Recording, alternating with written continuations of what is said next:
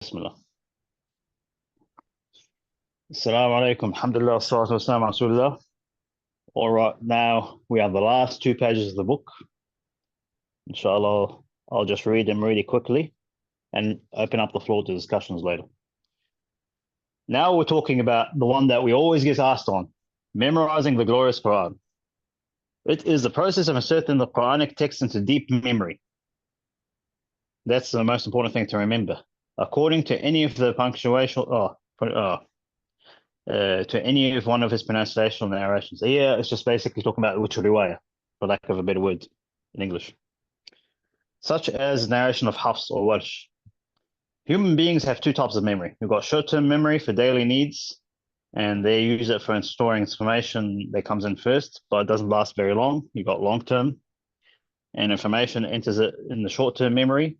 You're either, and remember this, it's because of either an interest or something that you have some extreme enthusiasm about. And repetition, that's another tool. And this lasts a long time. That's the key thing to remember. I'll cover that in detail. Obviously, you got different ways now. You've got people that read from the book. They like to have a physical book and they like to see it. As you can see in the next lecture slide, I had the mixed video of, a different, it was an infographic thing, here, talking about different things. Some people are visual learners. Some people will talk about pronunciation. They like to kinesthetic, they like to feel the word in their mouth. Sometimes by hearing, you memorize by listening, like you listen to it like music. And that's why people ask, well, how young should my kids memorize the Quran? It's like, well, if they're young enough to sing Mary Had a Little Lamb, then fair enough, just swap it with Quran. And then there's by writing. The good old school, you probably see this, people writing it either on a notebook or on tablets. So as you can see, there's different ways. There's kinesthetic learners, they like movement. You can visualize the words in your mouth. You've got auditory. That's the other classification I give them. They like sound. And then you've got the visual guys. You like to visually see it, imagine it on the page. This doesn't mean that you although you might be labeled as one type, it doesn't mean you are not allowed to combine different types. Different characteristics are different. Traditional ways that memorization gets taught is like only one way or another. People are different, give them different ways and let them practice the ways that actually benefit them, how it works. That's the approach that I tell people. So let's go to the next page. So here I'll give you this example. I'm not going to talk about hadith, practical things. I'll call it the shopping list example. For the unmarried singles out there, I'm talking to the guys specifically. This is the list of compulsory, or let's call it fard items you will need to have in the house before either you enter the house, A, or B, your spouse gets back home. So I'm talking about shopping lists. And yeah, try missing a shopping list on a regular basis. I can tell you as an experienced married person for a while now, you're definitely, it's not gonna end well. Let's be honest. So let's use a shopping list example as an exercise. Let's go to the next page. Now, which is easier for you to remember? This stuff that you see in front of you, would it be easier to remember that? Or milk, cheese, eggs, and bread? Let that sink in for a bit. Let's go to the next page. There's a reason behind this. Chances are that you're going to forget the shopping list despite eating 3 times a day and having your wife on top of you reminding you. How in the world are you going to remember ka? So here, think of it this way. If your wife told you something that started with a ka, it happens to me sometimes. I'm like, oh my God, is this a carrot? Is it cucumber? Is it capsicum? You know, when you think about it, if I can visualize the color of the capsicum, it's going to stick in my memory a bit more. If I know it sounds like the auditory part is kicking into my brain. But if I actually understand what capsicum looks like, to be honest, because sometimes, there's veggies that, some people ask you, what's the difference between normal cabbage and you could say Chinese style cabbage or bok choy? All of that intertwines in together to make you understand what it is that you're looking for based on color, hearing, smell, you name it. But just remember one thing. Rule number 1, stop killing your gains and get into Arabic to help cement more words into memory. You cannot be the best memorizer or reciter unless you understand the Arabic words that you're reading. Because quite frankly, what you're effectively doing is killing your gains by looking at Chinese. It doesn't make sense. You're just like that hopeless husband. I do say this to the brothers straight up. You're like that hopeless person that's going around in the shopping aisle thinking, what does KKK stand for? Is it carrots? Is it this color? Is it whatever?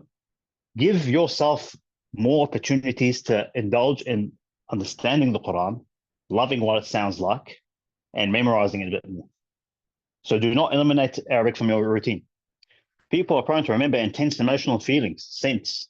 The reason you keep forgetting that simple item on the shopping list is because you don't have any attachment or bond to it. That's why you keep forgetting the milk despite eating 3 times a day. If you have no emotion to it and you to go, well, I swear by Allah, you'll read this 100 times, you'll remember it next week, you'll memorize something else, and you come back and tell me, oh, I forgot last week's thing. And we're going to keep repeating the same thing again. Don't make the Quran a shopping list or a checkbox. Make it something that's worth your memory register. And that can only happen if you have an emotional attachment to it. Next page. Fun exercise. This is practical experience now. I've seen this happen so many times, being with Sheikh Hammer. Student, sorry, Sheikh, I forgot my homework. Sheikh Hammer, did you eat breakfast this morning? Student, yes. Sheikh, so you didn't forget breakfast? Students, no. Then Sheikh will say, why you didn't forget breakfast? You have no idea how many times I heard this story. It would be laughing and Sheikh would be laughing. Sheikh, you have breakfast, lunch and dinner for the past 7 days, yet you can't remember your homework, which is once a week, which is reciting or reading 1 page from the book. Imagine that. Next page. This is the generation that I was raised in. I'm an 80s kid. This is how we turned up to read Quran to somebody, mashallah, that has spent 8 years in Islamic studies with 10 certified ijazat, or at least 10 qira'at behind his background, and 4 qira'at shadda, 14 qira'at. And all we had to do is read 1 page. Imagine what it's like for our kids right now. You've got social media, fast internet, TikTok, and iPads. I don't know why the heck people throw iPads at the kids and they complain that they're coming out this way. I'm just giving you a reality check. If we can't lead by examples, then who will? Next page. So let's get started. Let's help our gains in memorization. Attend at least a Tajweed competency program to get an ijazah if you're not confident. If you don't get an ijazah at the end of it, at least you'll be able to do your prayers correctly and get in the habit of reading. The reason why I'd like you to enroll in programs is not because you might become a better qari, but at the end of the day, it gets you in the habit of reciting. Your kids will copy you. If you don't give, excuse my language, if you don't give the least amount of crap when it comes to giving your time or 5 minutes a day, or at least 5 minutes a week, don't expect more from your kids. I'm telling you right now, don't throw your kids in these schools thinking they're going to come as hufaz and qurra when you're not doing it yourself. I'll quickly talk about ijazah. What is an ijazah? It's an authentic chain of narration that certifies you have received the Quran by a licensed teacher from the very first letter, the very last letter of the Quran, and that you have recited it 100% correctly. Now I'll go to the next page. I'll explain why I'm talking about ijazah in a sec. Oh, next page, bro. Yeah. Okay, so now you're saying, but I heard about this magic technique. If you sit down and repeat it 50 times, 5 times, or 100 times, Ibrahim, why aren't you promoting this? Yes, there's a certain element of repetition that has to happen, but you need to know what you're repeating and why. I'll never give this technique to somebody that isn't trained in doing it. It's like giving you a big Milwaukee kit set, and all you understand is use a 10 mil Allen key. You need to understand why you're doing it. What's the point of doing this when you can't even recite correctly? Because if you're reading correctly, you're just going to memorize incorrectly, and it'll be a bit more difficult. Yes, recite 50 times, but do it differently. I use the clock effect. If you're reading 50 times and you're not paying attention and you're not enthusiastic, like Dr. Ayman Swed said, what's going to happen is like when you enter a room and there's going to be a really loud clock.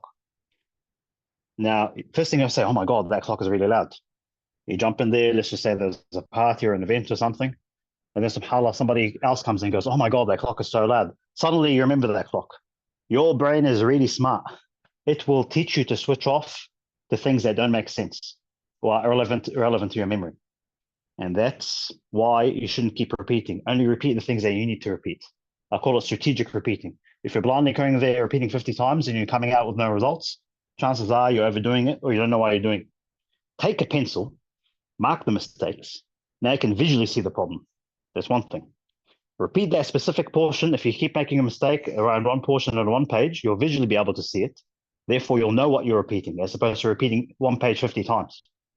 You're just repeating the one that's giving you a problem. Just like if your car's leaking, you're going to weld the problem area. You're not going to change the entire, I don't know, muffler. Now do this for the page in question. And then combine different techniques, patterns, rhyme, others, to help you memorize it. And if you're still having problems, explore other options. Like, hang on, I'm still not attached to that word. Maybe I should look at the meaning. The reason why I'm saying all of this, all these techniques that I'm giving you right now, I've given you at least 7. You are using them specifically to help get you enthusiastic. You need to have a big dopamine effect, and neurologically, they'll pair up really well with your memory registers because it's a positive impact. You don't want to say it as a robot. If you've got actual impact and dopamine flowing in your endorphins going in there, it's going to last longer in your long-term memory. We'll go to the next page. Oh, okay. I'm not going to cover this in detail. This explains the different things that you do in Ijaza. As we said, what do I look for in a teacher? If you're going to somebody that's going to hold you accountable, just like a gym buddy, this is what you should look for if you're really looking at picking up your game. Ijaza recitation or teacher or qari is an absolute minimum. Now, if you want to improve and you have an ijaza, the next level up is to get a recitation ijaza from memory. Is done from cover to cover. Once you do that and you recite 100%, you can probably do another one and look at actually understanding the ahkam to become a fully fledged, qari. And this will involve studying other texts. You've got Tuhfat al-Atfal, you've got Al-Jazariya. Once you understand these fully, you are awarded a full and unrestricted ijaza, which is known as ijazat qira'a wa iqra'. And now you're known as a fully fledged muqri'. That's your formal title, not qari, or you're a muqri'. You're a specialist in this area. That is what you're supposed to do. Say if you've said it off by heart, you're not looking for hafiz. Hafiz is minimum entry level to this one. But I'm giving you techniques to help you be there as a hafiz. If you can get an ijaza, I promise you, you'll be emotionally in a position to memorize what you've done a little bit more, because now you're emotionally attached to it. That's why I encourage people to seek it. If you don't get an ijaza, at least get a competency certificate. You're never going to regret it. And we'll go to the next page. Yes, don't ask them to be a hafiz. Memorizing the Quran, the entire Quran is usually the minimum requirement to be a qari. Stop asking for bare minimum. Aim higher. Say, I want my daughter to be a qari or a qari'ah. So that's basically it. Just remember, if you're going to do the Ijazat exam, make sure you have at least 97% mark or equivalent. If you think you can't get that, don't sit an Ijazat test. Otherwise, it's in a prep program. I had to sit 20 years before I got told I was actually invited formally. I read half a page, and the Sheikh said, let this guy begin. It took me 20 years, and don't rush it. Enjoy the journey.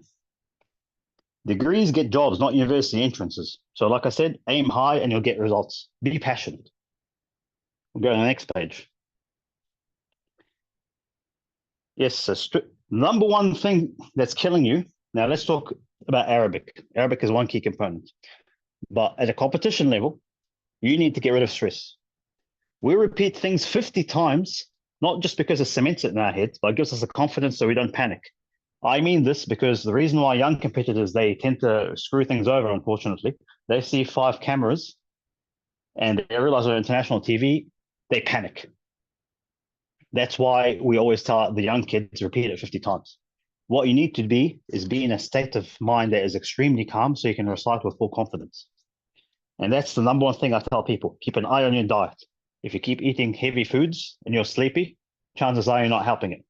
Look at specific foods with oils, with omegas.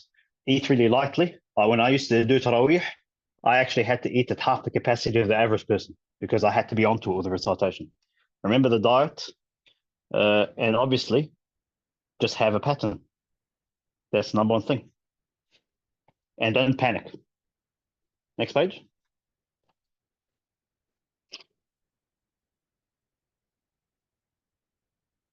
Oh, yes. So rule number 3. I'll keep saying number 1 thing. Stress kills your memorization.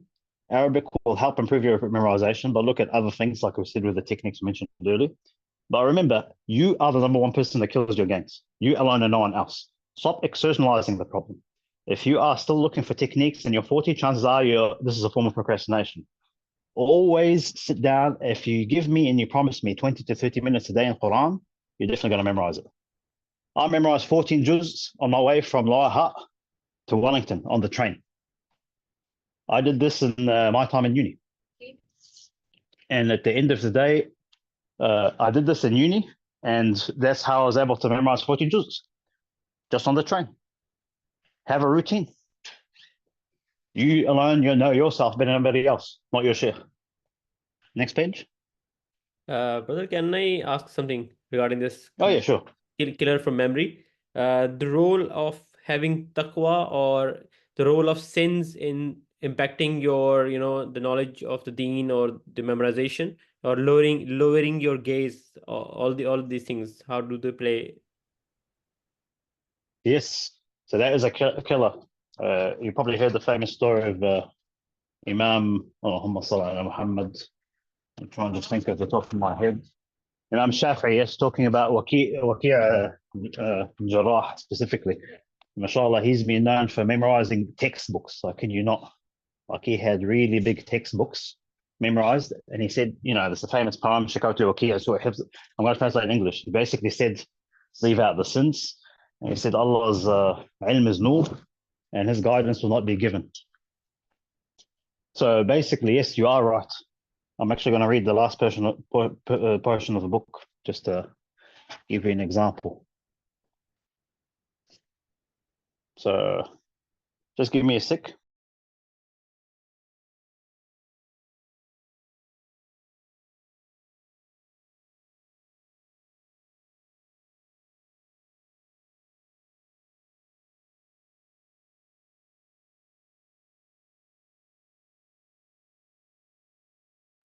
I have the book open if you want me to read through it.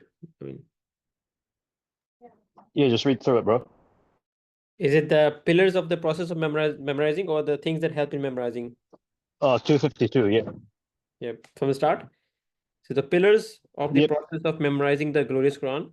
Memorizing the glorious Quran is realized with the permission of Allah by means of 5 pillars, beginning with the letter Ta in Arabic. In Arabic, it's mentioned khamsit ta'at. So the first one is at-tasmim, determination, will. The second is at-tadarru, supplication to Allah. And the third is at-tarkiz, concentration. Fourth is at-takrar, repetition. And fifth is at-ta'ahad, revision. So I just repeat the 5 again: determination, supplication, concentration, repetition, and then revision. Things that help in memorizing the glorious Quran. The first thing is sincerity of the intention for the sake of Allah. The second thing is genuineness of approach. Third is utilization of time. Fourth is avoiding sins. And fifth is preservation. I repeat: sincerity, genuineness, utilization of time, avoiding sins, and perseverance. Yeah, so that's basically it, really. I mean, at the end of the day, it's a combination of things. This is the bigger level. Once you've done actually everything practical, and you're not on a, first order change, as we call it, the second order change to actually apply for these things in your life. And that's when it becomes a sort of layered approach to things. So when you think about it, you need to have a habit first. Do 20 minutes a day. I'm not asking for 30, I'm asking whatever you can do. Technique that we had is just pick up any time of the day, even if it's 5 minutes. You get in a technique, you get in the mindset, and once you give the time, you'll be in a better position to apply these things. Dua is definitely a big thing. Concentration is definitely a big one. At the end of the day, what you need to start looking at is combining all these acts together to see how it can actually help you with a recitation. And obviously, You know, practice takes.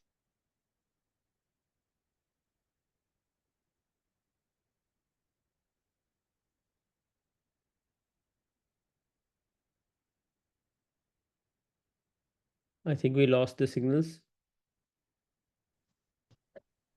Alhamdulillah, I think this is the last page at this stage. So anybody got any questions that there's been bothering them specifically with memorization? What things they need to be get done, and any personal reflections? Can I ask, could you go back to the ijazah slide, the one on about ijazah, Qari and Muqri? Oh, this one. Yeah. So in the first, the first two points are describing ijazah and just recitation. This not memorizing, is it?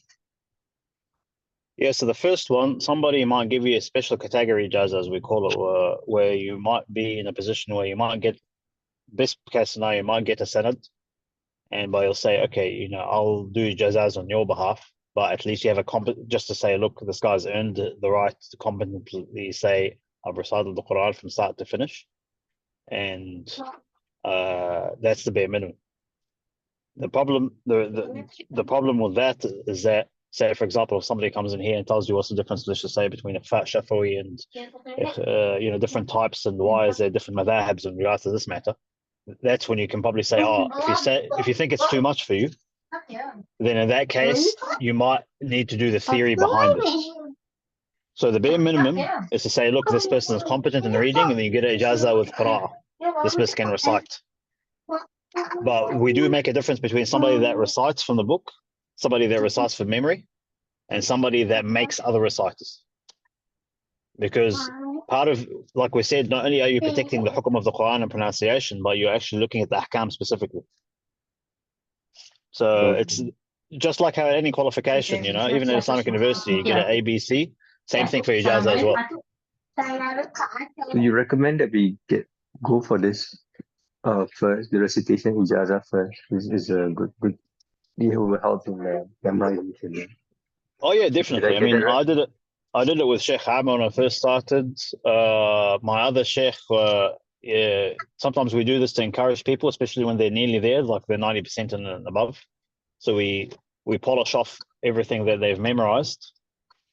And when they're 100% confident, or sometimes when they finish memorization, we tell them come back and recite the whole thing. So you've got different options. But regardless of what option you take, what you need to understand is the important part about it is, this is what my shaykh, meaning Sheikh Amr, Sheikh Muhammad, and everybody else said, is you need to understand that even when you finish ijazah and you get high marks, they'll say, okay, now recite under somebody else. Because the more people you recite under, the more experience you get, mashallah. And more experience is more confidence, and more confidence is a better hifz, if it makes sense. Yeah. So it's any questions with regards to that?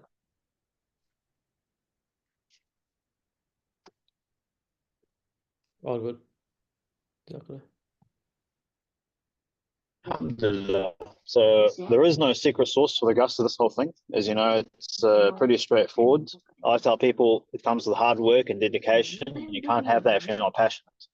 No passion means basically no drive, and no drive means no results. Just like going to the gym. In this example I'm giving you, there's a brother, mashallah, he's extremely old. He's not berating himself. He's still within the Quran. This is an example of a 2004 competition I went to in Jakarta, Indonesia. The brother is blind, mashallah. He's blind and reciting the whole Quran. Like, come on. You know, these people don't have physical faculties to recite the Quran, and they have more passionate about it than we do. You know, just go to the next page.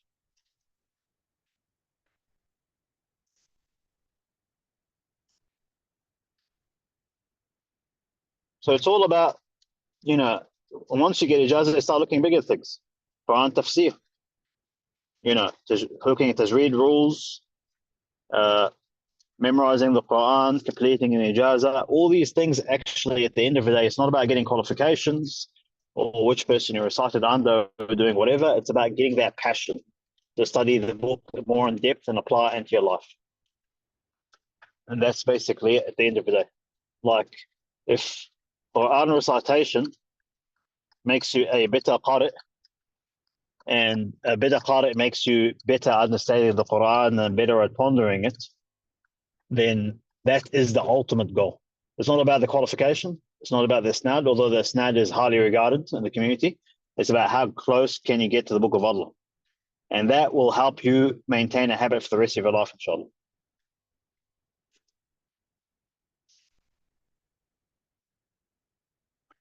Oh, so my story.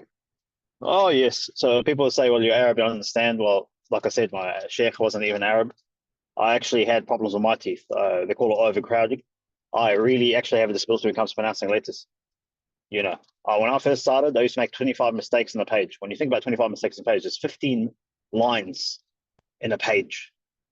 25 mistakes is ridiculous. Now, I'm not even talking about tajweed. This is the level where I started. But subhanAllah, with the right intention, you'll go out there and you compete if you have passion for it.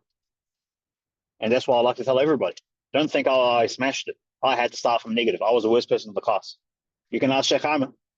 You know, I'm a living testimony. Go to the next page. At the end of the day, I was there in that exact same chair 10 years ago. What I'm telling you, even after 6 competitions under your belt, you know nothing compared to an ijazah. Ijazah is basically the ultimate test. At the end of the day, I'm still learning about this, even though I compete at an international level, and I'm still carrying on, and I'm repeating ijazat on a different mashayikh. Because at the end of the day, it's made me appreciate the value of the Quran. So have big dreams. It can happen to anybody. I think this is it, really, unless I missed something else. And this is why we do it. Here is a classical example of an infographic of what an isnad looks like. At the end of the day, if you are reciting the Quran like the Sahaba and the Tabi'een did and everybody else, at the end of the day, what else do you need? Leave the floor for questions, inshallah. By all means, ask any questions and I'll answer. But Jazakumullah khair.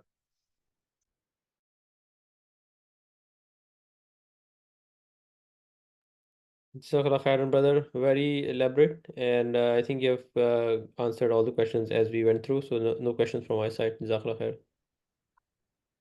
Alhamdulillah, any questions, Brother Harris? Brother Musa, I think is Brother Musa who joined us as well.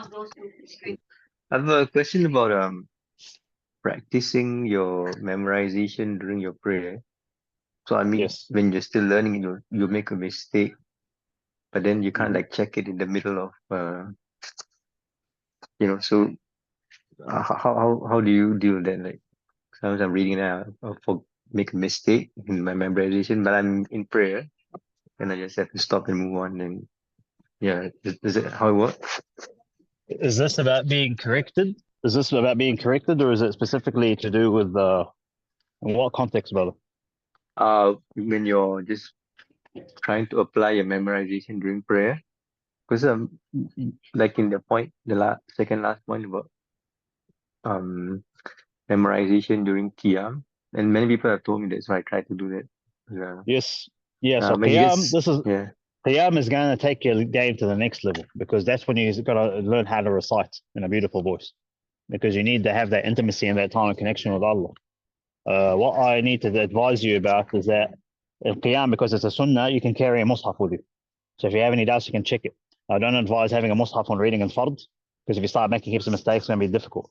But at least focus on things they're confident about, and that's what's going to get you to be passionate about your Quran. I hear people saying, I always sound like a robot. It's like, well, I asked them to do prayer Qiyam. So that's one thing you need to have in your routine, if it makes sense. With the mushaf.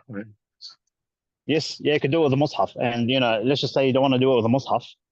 Let's just say you have doubts, have the mushaf on nearby, like a digital one on your phone. That's my recommendation. And read passionately, let's just say 3 or 4 pages. And if you have doubts, you can probably flick through it quickly. And Allah knows best. But Rahim, I have a question. May not be too technical, but more of an internal thing.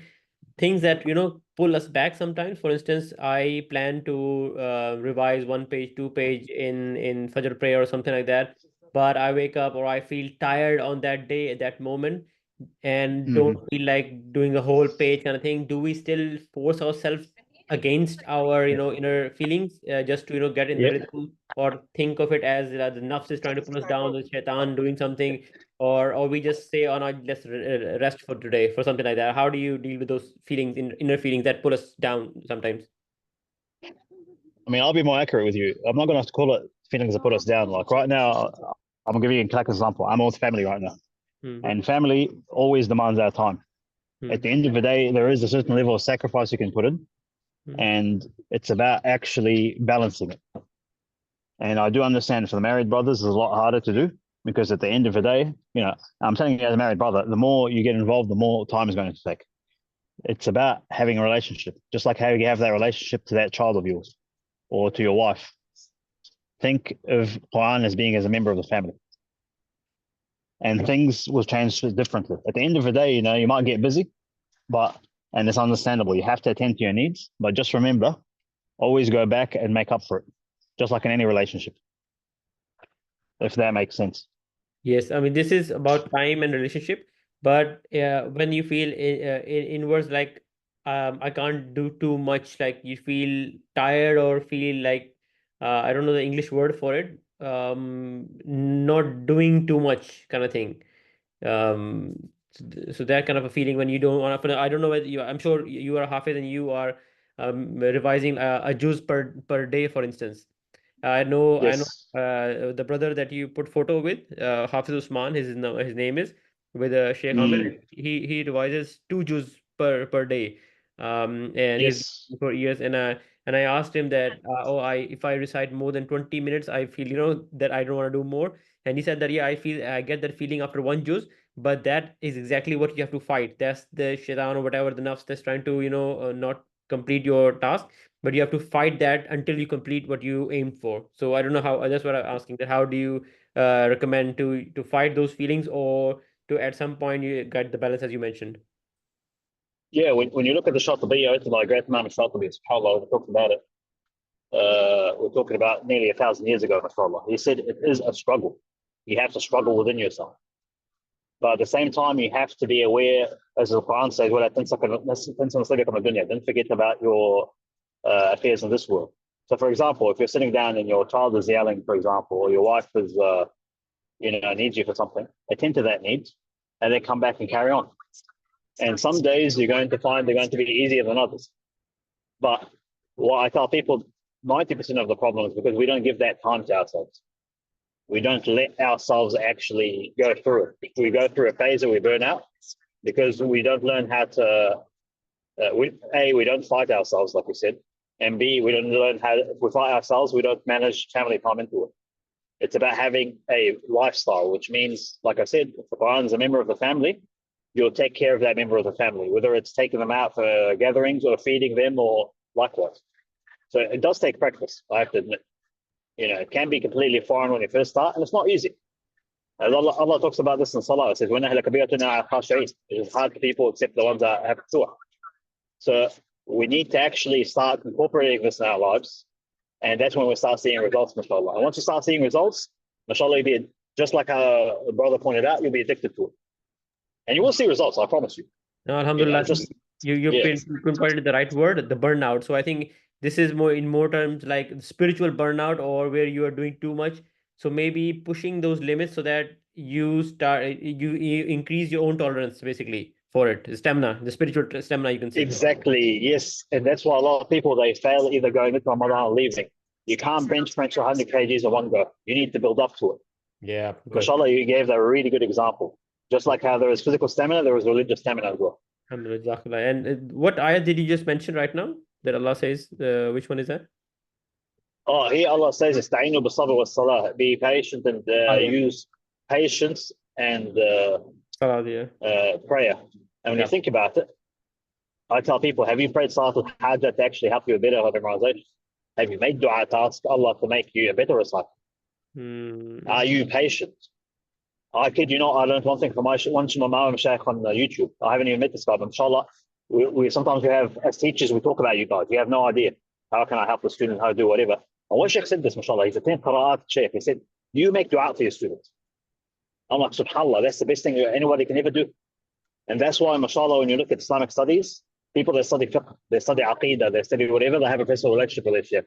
But parties will always have the best relationship because it's a really intimate. You feel for each other to follow. Alhamdulillah. Yeah, So Jazakallah khair. and it's the more you practice it, the more deep it gets. Make dua, man. MashaAllah. And Allah will accept, inshallah. Ameen, inshallah. Jazakallah khair, brother. Thank you so much. Alhamdulillah. Anybody else would like to jump on board? Anything on your back of your mind? Doesn't have to be tajweed related, but at least since we're here anyway.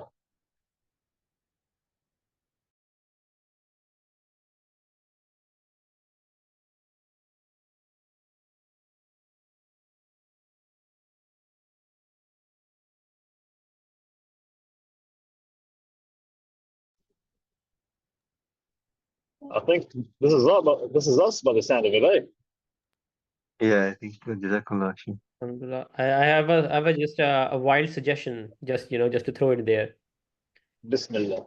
I mean, since the poster also mentioned that you already have mentioned about competition, and it can help you as well as a motivation as well, probably.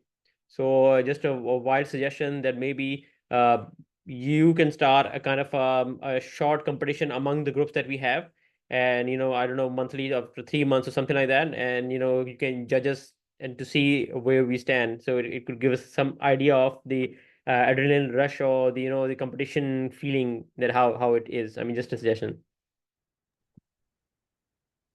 Well, it's a good idea. I mean, you guys know I'm open to anything, to be honest. Every day it's like, we'll see how it is, inshallah, especially in the discussion groups on Facebook or WhatsApp. It'd be interesting, but yeah, and that's what they said to us in the competition in Saudi Arabia. And in this, should people compete?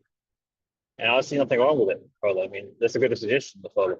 I mean, I did that myself, but I see nothing wrong with